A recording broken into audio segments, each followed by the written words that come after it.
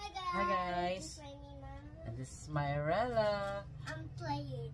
Yeah, she's playing. For today's video, I have a question for Myrella so we can check how smart she is. I'm very smart. Here's my question. If you could No. ito na lang. I changed my mind. What is a job you would never want to do and why? You don't want to do, hindi the job that you want. The job that you do not want. I don't like is being a housewife. Why naman? Actually, it's not a job, It's a job. No. Pwede ka maghugas ng plato. Well, I'm talking about professionally. Sige. Except mo yung pagiging wife, it's not a job. I'll give you some. Alam ko na. Sige, you don't want, ha? Teacher. You don't want to be a teacher. Why? Kasi baka may mga students na tumatakbo, sumisigaw ako, and masasakit na throat ko. Experience, na-experience mo ba yan sa school mo? Na-experience? Nagugulat nga ako pag sinasabi teacher ko, Hoy! X-Men! Tumigil ka na! Ay, naku. So, ayun. Pero, Rela, come here.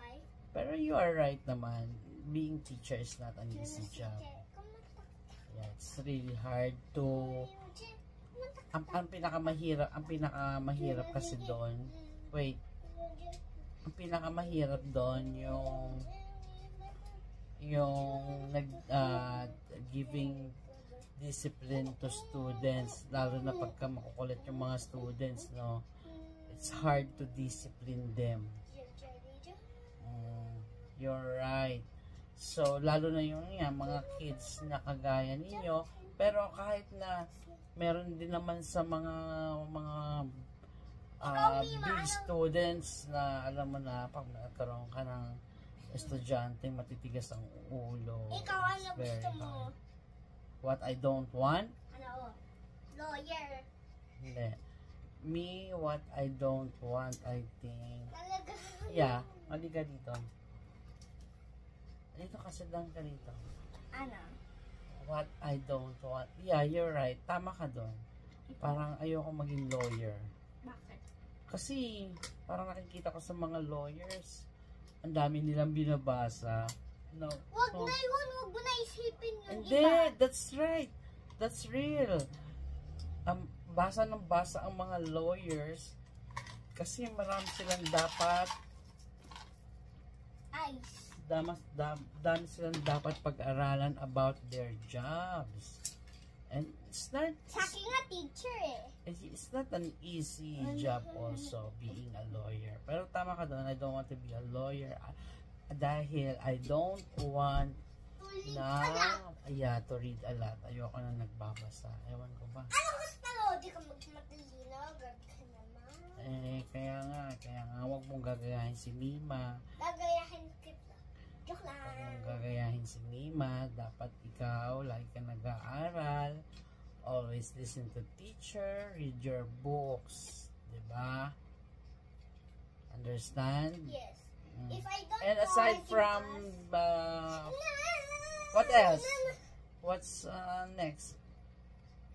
Aside from teacher, is there any job that you don't want? Syempre, police. You don't want to be a policewoman? Why? Nakakahilap. Baka may criminal. Sila yung kotse mo. Tatakbo ka lang. Tatakbo ka lang. Pero syempre, hindi ka ang tatakbo. Ikaw ang mga habol sa mga criminals. Oo nga. That's your Napapagod job. na ako. Ano gusto mo? Gusto mo mag-faint ako? Ano feeling mo? Well, tama ka naman.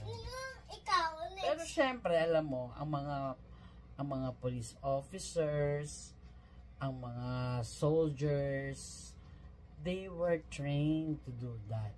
Before they do that, before they become like that, they will undergo training. Understand? Yes. Yung parang soldiers na like mommy, daddy, nagpa-practice sila baril-baril.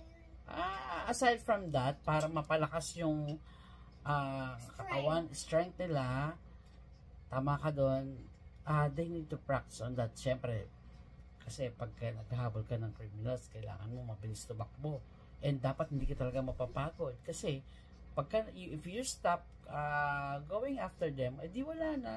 Walang mangyayari din sa mga criminals. Dapat ganito kayo. Makakatakas sila, di ba? Mga kids, dapat, pag may nakuha sa'yo, I will remind you about this. Tell your mommy or daddy, if someone lost their things or someone get your things, please tell them to go them to the barangay so they will know what will they do. They ask for help in the barangay. Push na eh. Ayan, sa barangay kasi may mga police nga. May mga, Oh, buti na. may mga police officers doon. Yeah, you are right naman. So, ayaw pala ni Irela maging teacher at maging police. Siyempre naman, kasi kung gusto kong maging lawyer, kasi TikTok, blah blah blah, blah blah blah blah blah blah. Very good. That's all. Thank you for... Kung teacher, ganito lang. At mga police, ganito. Well, I understand what you're trying to say. That's all for now. Thank you for answering my question. And thank you for watching again our video. Till next. Bye. God bless.